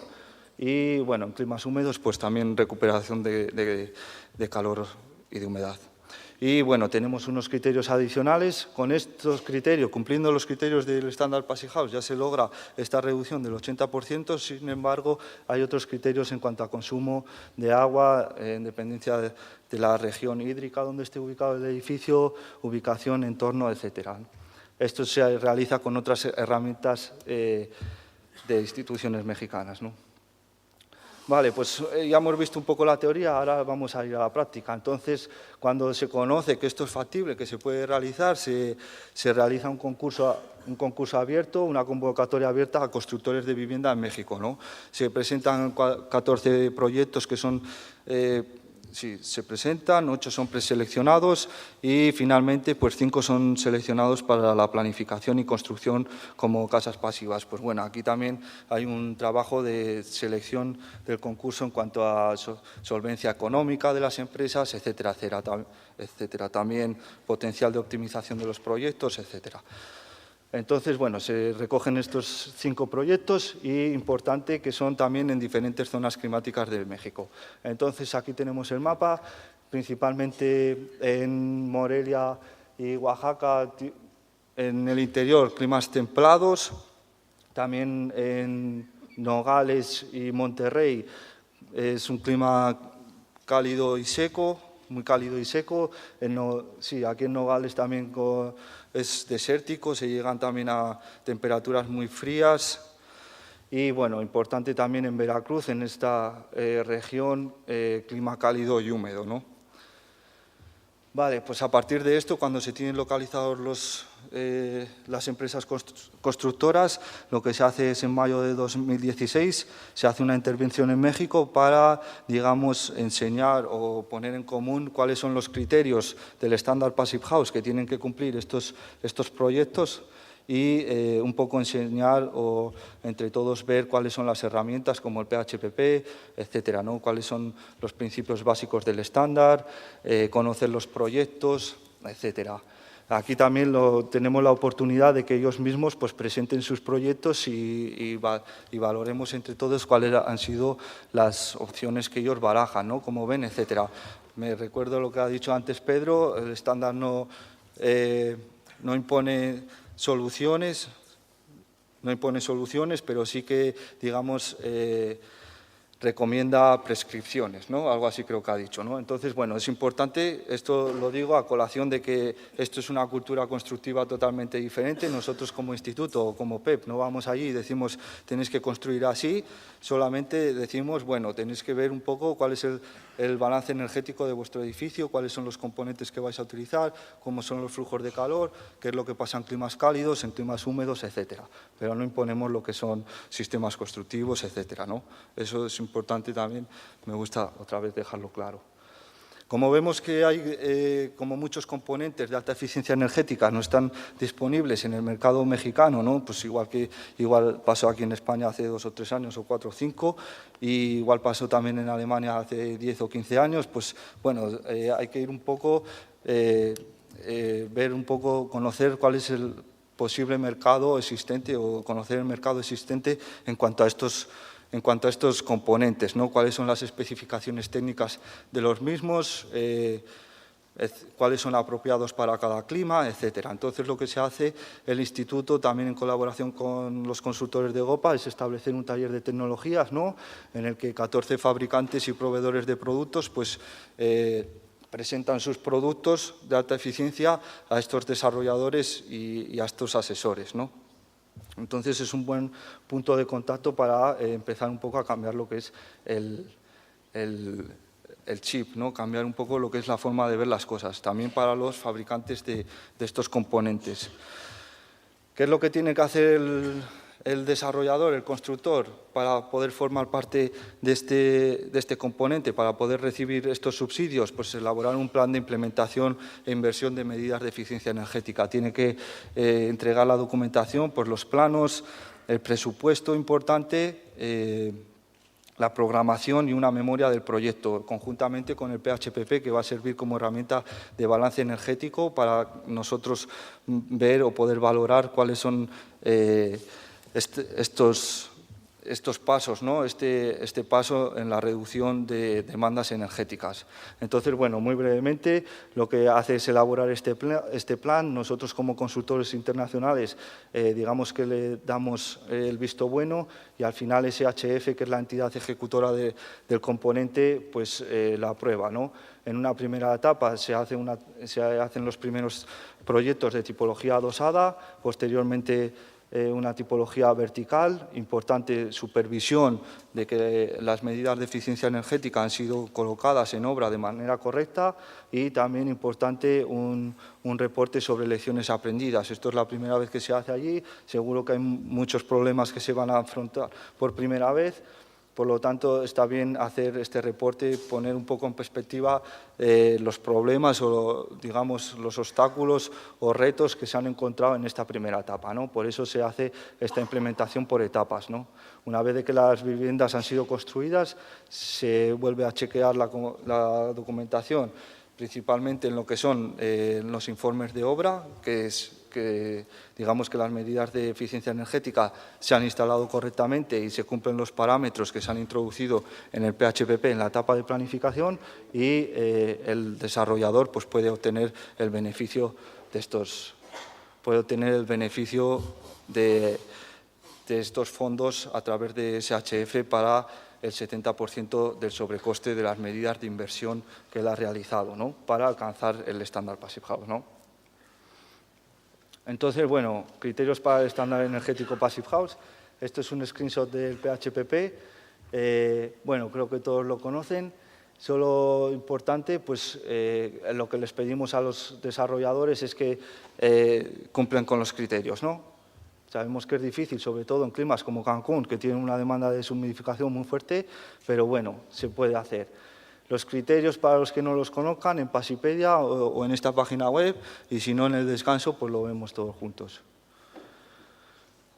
Importante, además de que se va a comprobar, de que se va a alcanzar este 80% de reducción de emisiones, lo que tenemos que velar también nosotros como asistencia técnica es que los sobrecostos que los desarrolladores o los constructores verdaderamente hayan establecido como medidas de eficiencia energética, pues sean los necesarios para cumplir este estándar, ¿no?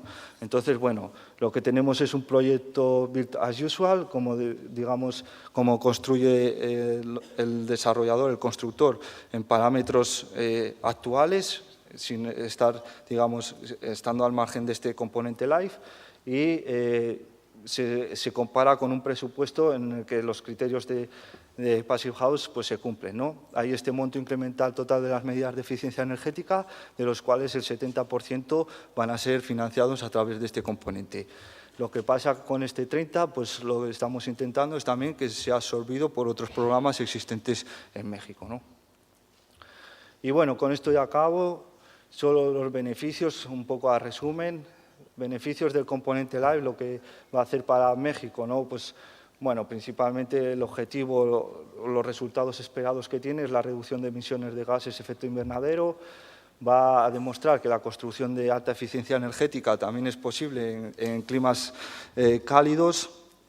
Y, bueno, también pues, va a poder lo que es promover que las políticas públicas también sean más ambiciosas en cuanto a la eficiencia energética en la construcción, ¿no? A nivel residencial. Para el constructor, pues bueno, pues esto se puede generalizar también a España o a otros países, ¿no? Un producto de gran calidad a un precio competitivo le va a dar un cierto renombre al constructor como innovador y pionero, y bueno, va a poder conocer cuáles son los requisitos de una buena planificación y construcción de viviendas de muy baja demanda energética, ¿no? Y esto ya, y para el usuario final, pues bueno, acceso a una vivienda con el más alto estándar de eficiencia energética, reducción drástica de consumos de gas y electricidad, que esto lo va a notar muy rápido a la hora de lo que va a ser el pago de las facturas mensuales, y un alto confort térmico en el interior de la vivienda, que supongo que también lo van a notar muy rápidamente. Para el tema Passivhaus, pues bueno, lo que va a proporcionar van a ser ejemplos construidos en climas muy cálidos y húmedos. También se va a realizar un monitoreo de los mismos. Bueno, Passivhaus en la vivienda en serie, ¿no? Estos son desarrollos que, digamos que el mismo prototipo, ¿no?, que tiene el constructor, el desarrollador, una vez en la primera etapa que ha sido testeado y comprobado, pues se repite simultáneamente a lo largo de un gran desarrollo, ¿no?, que llaman ellos, ¿no? Y bueno, pues va a ser también para el tema Passivhaus uno de los primeros pasos, ¿no?, por no decir el primero, hacia la vivienda Passivhaus asequible aún en mercados tan competitivos como el de México. Y esto es nada más.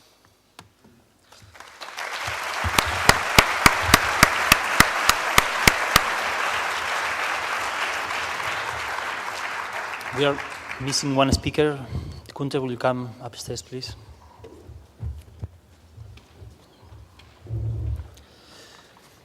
Muchas gracias, Javier.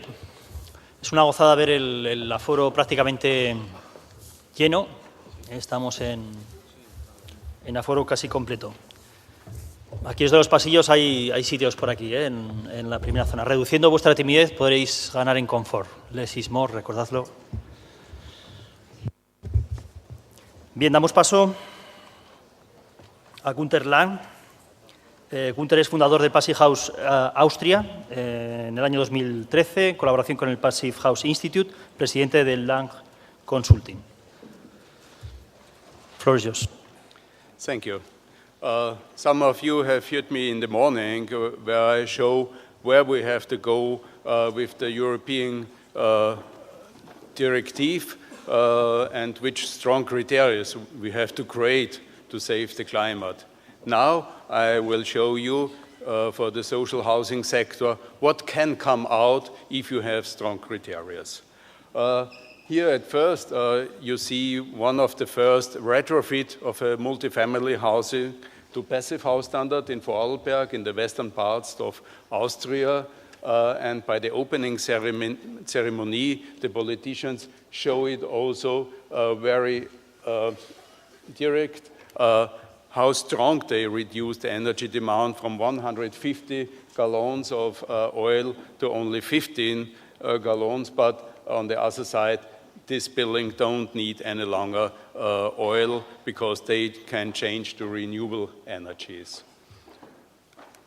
But let's start how the situation is in Austria. Austria have 9 provinces, very differently small from the size like Vienna, but many inhabitants, and big one like Lower Austria, Niederösterreich, where it's very huge. In summary, we have now around more than 20,000 apartments built in passive house standard, very differently from province to province. You see Vienna with more than 5,000 apartments, in Tyrol in the west 4,180, and Vorarlberg 3,750.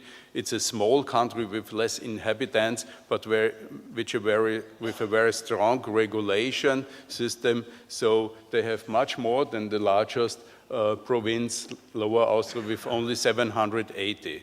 So that you see, passive house have no problems with technical issues.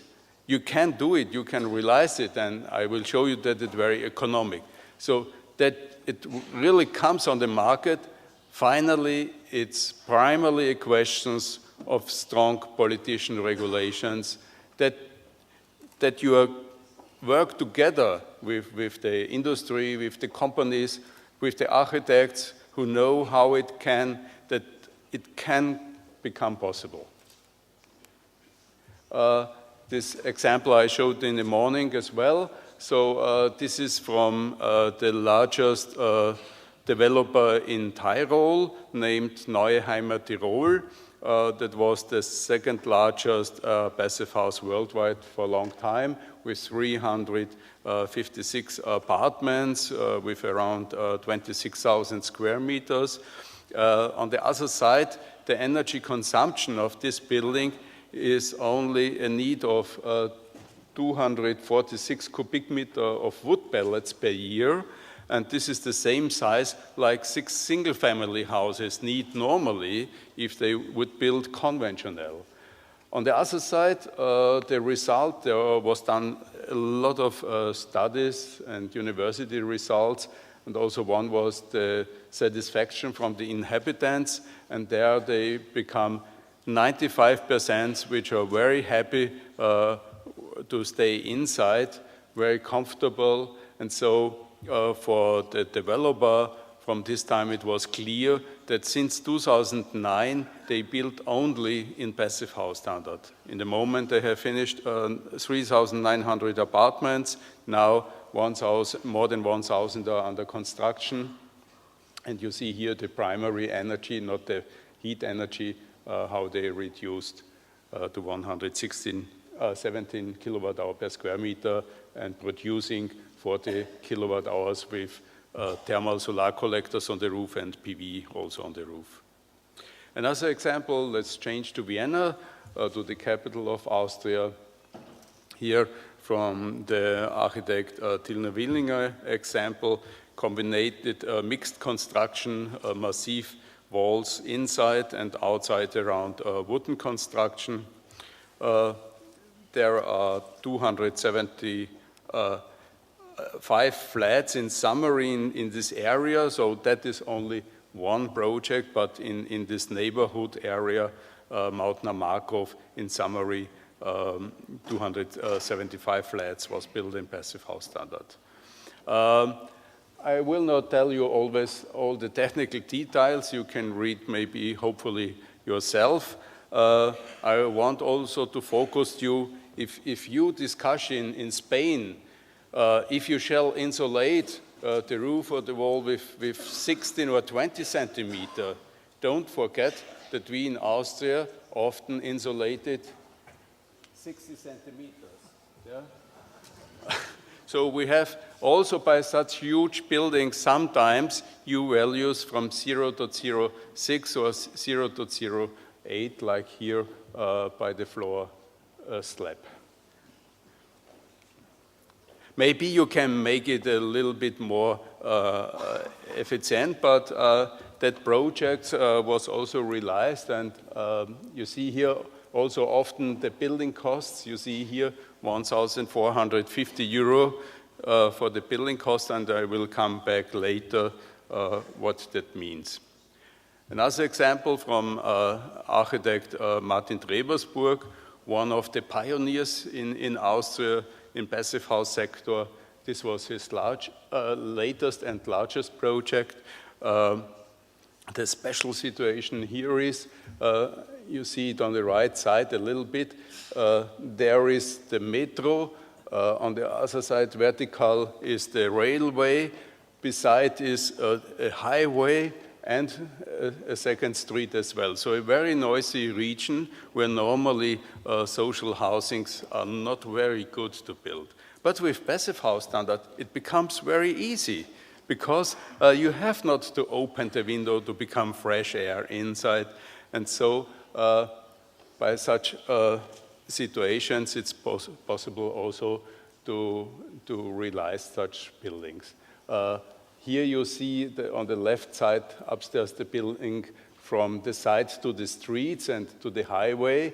So on this side they have also only the floors and public space, and this was this side, and the rooms are to the east side, and then we have here the other apartments, the other blocks, which are south-oriented. The building cost here only 1,403 euro. Another very large project with more than 19,000 square meters from Schindler Sedinek Architects. They have also realized now more, I think 5 such huge multifamily houses in Vienna. It's a very huge building, but they have designed it in the different sectors in different designs, so that it looks not so big as it is in reality is. One story here, many times I'm there also with excursions, and I ask always the guy who hold the building and make the service, and I ask him each time, is it right that many of the developers, which never have built a passive house, but which make very loud quack, quack, quack, that passive house is not possible because you have so high service costs that the service cost in the passive house is higher? And he always answered me, no, he has the same price for a passive house than for a conventional. So the change for filters and so on from the ventilation system doesn't cost more. And I want to tell you that a passive house is not a high technical building. In reality, it's a low technical building, because if you have a very well outdoor surface, it's much easier to reduce the technical equipment inside. It's much more easier for you, for everyone who is staying inside this building to handle this technical equipment. And so, in summary, it's much more simpler to build a passive house than a conventional house. I hope you're like many others, like architect Valentin and many others said to all their clients, if you want a conventional building, please go to another one. It's too complicated for me. Also like this architect, Rüdiger Reiner, who is also a very famous architect in Vienna, have done a lot of architecture awards. And here this project in the, in the area Rackstraße, where also more buildings was built in passive house standard. Here, here he has a very simple facade, a whole facade, but with different windows and also with the thickness of the insulation. He can play like Michael Dribus in Bolzano with the ex-post building, with the facade a little bit, and so it becomes a nice architecture. This building is not as compact as the most buildings we saw before, but finally, with a better outside surface, he can reach as well the standard. And we spoke here also from building costs with 1,450 euro, and I show you only social housings. So not for the rich people. But what you can see on the roof, we have here also a swimming pool on the roof. Yeah? So that's also possible, including in this price, where we have the insulation below the swimming pool, here with 30 centimeter extruded polystyrol, and it's really nice, and maybe you will visit it next year in Vienna when you come there yourself. I think the most expensive things are the stair house inside, because you want to make architecture design in the stair house, and so the fire protection there is the most expensive thing in this building, I think. Another example, again from architect Schindler-Sedenek, in the newest part in Sonnenwendviertel, near the new central railway station, where also now 4 passive house projects was realized. This is one of them. But nearly all the buildings you see also balconies. So passive house is also allowed to build balconies, but you have to be careful by designing that you make it heat breach free. You have seen before and after the details. I will show you more the pictures and how the results, the final results. Another example, a little bit older, from 2010, from the also very, very famous architect Dietrich Untertrifaller in Austria, and that was the first, you couldn't see, but the first wooden multifamily house in Vienna, but also in passive house standard. You see only the balconies in wooden, the other wooden facade is plastered in front of. There are 4 blocks here in this downstairs apartments. Also one apartment, big apartment, is for the Caritas, so for people, for children which have no parents, which are very poor. So we have more and more passive house apartments also for poor people, and I will show you later also one special example. There are too much projects, so I have some more pictures only from different projects. In summary, we have now around 100 projects only in Vienna, and in whole Austria 18,000, so I cannot show you single-family houses any longer. It makes no sense. What can come out when you have a strong regulation in a province? Vorarlberg, in the west district, west part of Austria, signed up with the 1st January 2007 that each social housing which becomes subsidy from the government have to be built in passive house standard. There was starting a big fight against them. The developer said, oh no, that's not possible. But finally now they have finished 150 multifamily houses with 260,000 square meters, but also for retrofittings, there was the criteria in maximum 30 kilowatt hour per square meter and here, but more and more, and 50% of the retrofits are going now also to passive house standard or to EnerFit standard. So up you have new buildings and below you have some examples from retrofitting projects. But we have not only for living space, social housings, we have it as well for student homes. And after the break, the next presentation will be from AHB Architects. I can invite you where a very interesting project will shown with greenhouse. But here, one other example in the Gasgasse, this is nearby the Westbahnhof, the railway station.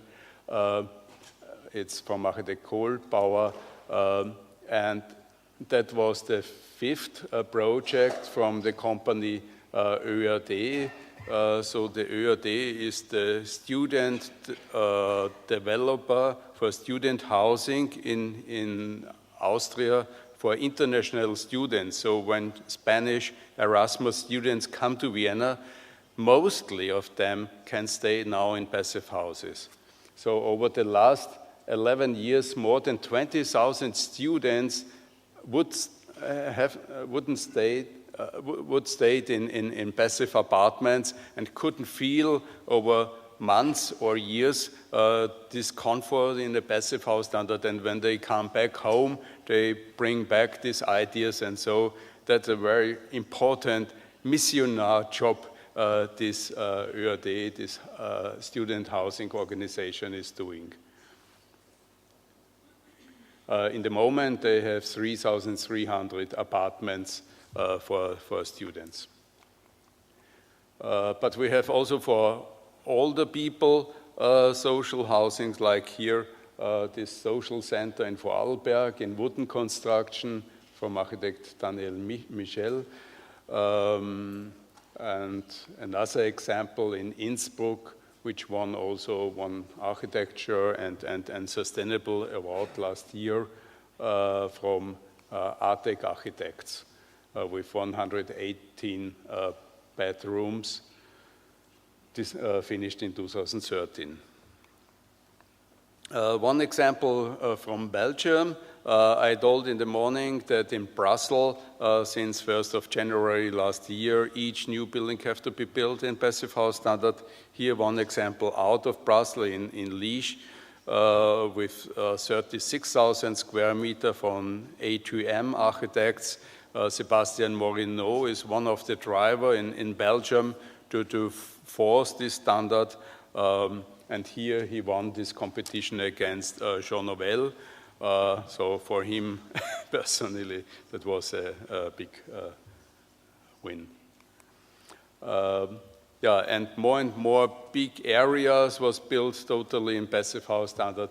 Like here I shown also in the morning, the first one in the world, the Eurogate, with finally 1,900 apartments. In the moment, 800 are finished. You see the different buildings here downstairs, and it will have 156,000 square meters in summary when it will be finished. But the largest district, passive house district, is in the moment in Heidelberg Bahnstadt, where 116 hectares, so 6 times huger than this project in Vienna, is nearly finished now. All the buildings was built in passive houses. Most are also certified by Passive House Institute. A lot of apartment buildings with around 1,500 or 1,600 apartments, but also all the other school building, kindergarten, fire brigade stations, building shops, and yeah, each kind. that I showed also in the morning. Here you see now the result from the city of Hamburg, where they have done a research over the last 4 years from all the subsidized social housings, around 5,000 apartments, the impact of the energy efficient standard. And you can see that there is no impact for the building costs.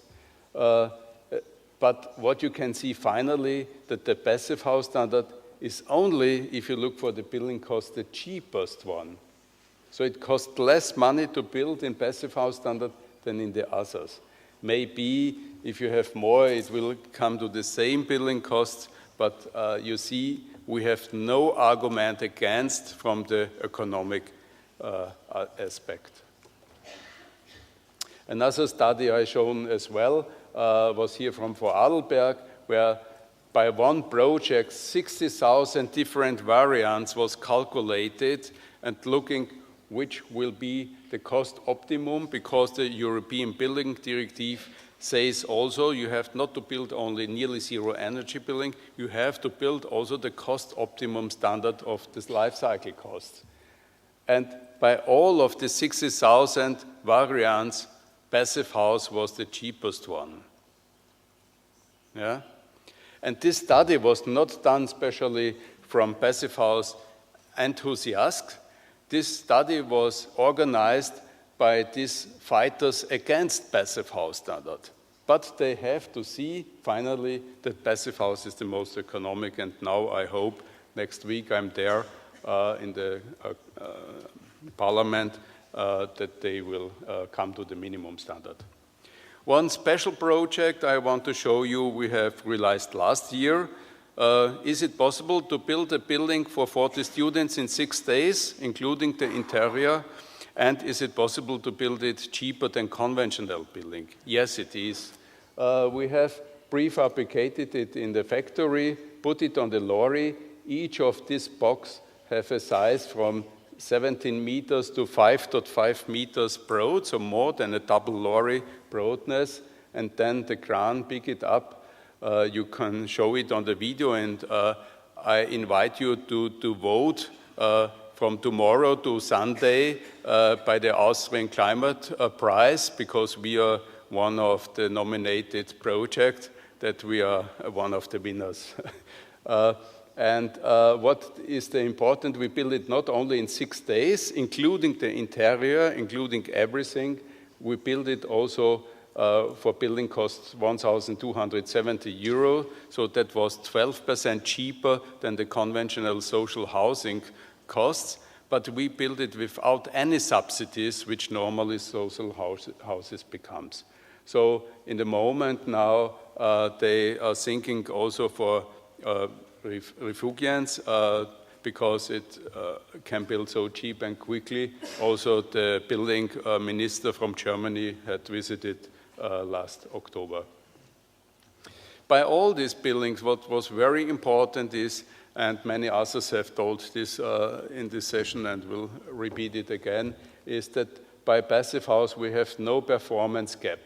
You see these low energy buildings, and here you see passive house projects 3-1. By each multifamily house you will have this curve where you have some owners which need very less energy and other one which need double or 3 times more.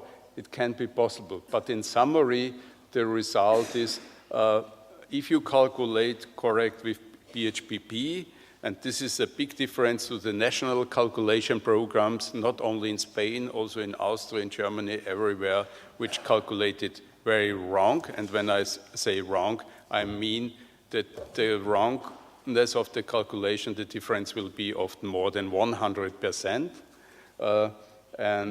But with BHPP, the result is very, very well. So you see here also from the Passive House Institute, they analyze over more than 2,000 apartments where it correlated very well, and all are under the 15 kilowatt hours, or by the retrofit projects under the 25 kilowatt hours. So please do good things and document it, show it to the world. Yeah?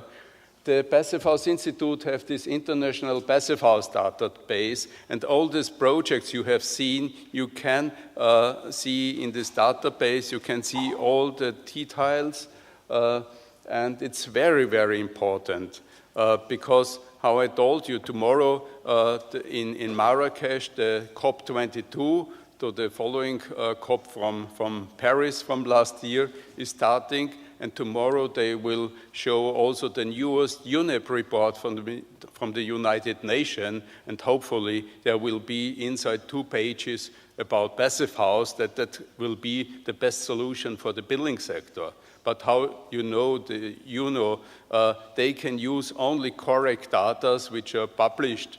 So we need your buildings, your results, because in the moment the result look like this. You have here the documented passive houses in the passive house database, and you see that we have only in the city of Vienna as much passive houses as in whole the world without Germany and Austria. And that cannot be real, yeah? So you see here Spain. Spain is not the last country, I have to tell you. We have too much countries now, around 50 countries, but I show only the countries with more than 10,000 square meters. But in whole Spain, you have in the database only around 10,000 square meters, and I'm sure you can triple or 10 times higher bring it in a very short time. Because journalists, politicians, and all are looking to such data that they can change their politicians and that they can change the building sector. So that is one result we have done for the United Nations for next week. These are the CO2 emissions which we can save with the passive house standard, that are only the emissions from the documented passive houses and the prognosis for 2020. In the moment you have here Southern Europe, so it's from Greece to Spain or Portugal, and I am hopefully that I'm very wrong with this prognosis for 2020 that South Europe will rise up much higher. What you can see, Asia is really exploding. They're starting now a big change, not only in South Korea, architect Valentin working, but especially in China and other countries, but also in America and many others. Yeah, but it's also very important by retrofittings. Some examples only for retrofittings where we have reduced 90% or more. This is an old building from 1870, which was a retrofit to ENERFIT standards, so nearby a little bit over 15 kilowatt hours, 16 kilowatt hours, and 2 kilowatt hours PV on the roof. That was the building I showed in the beginning. That was before and after. You see they closed the balconies, so they have no heat bridges. That was a high-rise retrofit of a social housing in Germany, in Frankfurt, with 16 floors. A little bit expensive with 1,260 euro for retrofitting, but they do it in a very well way.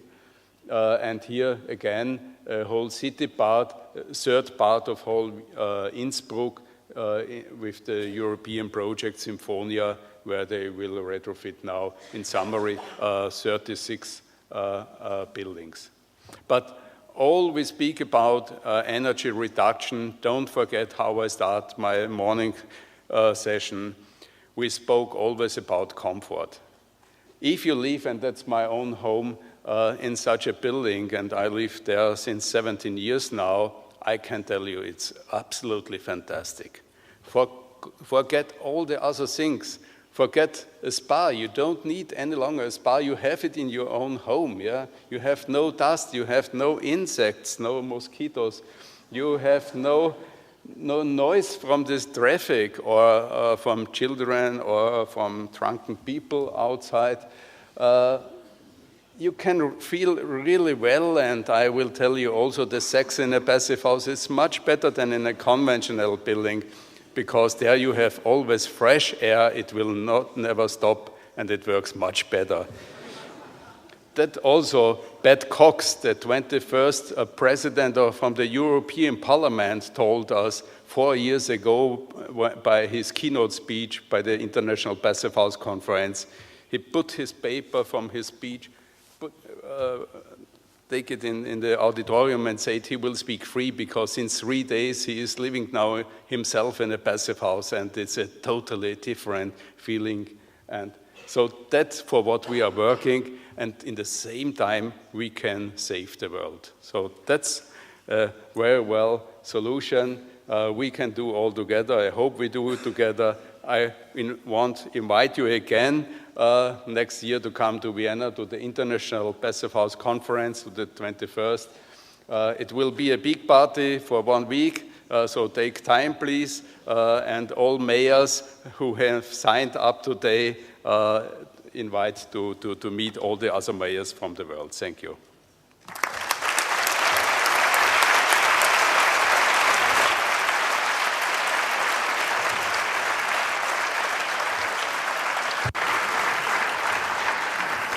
Thank you so much, Gunther, for the exaggerations. Okay, and thank you, Gareth and Javier Flores. No tenemos demasiado tiempo para ruegos y preguntas. Retomaremos con el siguiente bloque a las 6:30 aquí en el auditorio. Podemos ir a tomar el café prometido, pausa café, saliendo por aquellas escaleras a mano derecha, otra vez tercera a mano derecha, llegando a la zona de expositores en la parte de arriba. Si alguien tiene alguna cuestión, puede permanecer en la sala y hacer la cuestión a cualquiera de los ponentes.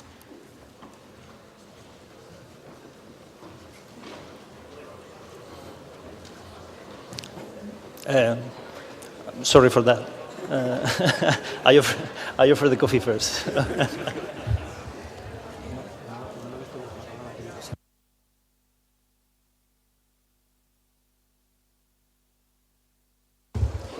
Perdón, buenas tardes. Una puntualización de organización. La gente que está inscrita para asistir a la conferencia en streaming puede acudir tras la pausa del café a la sala Gola. Muchas gracias.